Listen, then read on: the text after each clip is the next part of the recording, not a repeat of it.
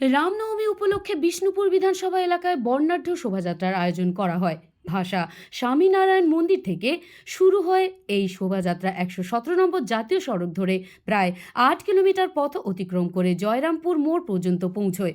এই ধর্মীয় কর্মসূচিতে প্রায় ১৫ থেকে ২০ হাজার সমর্থক ও ভক্ত অংশগ্রহণ করেন।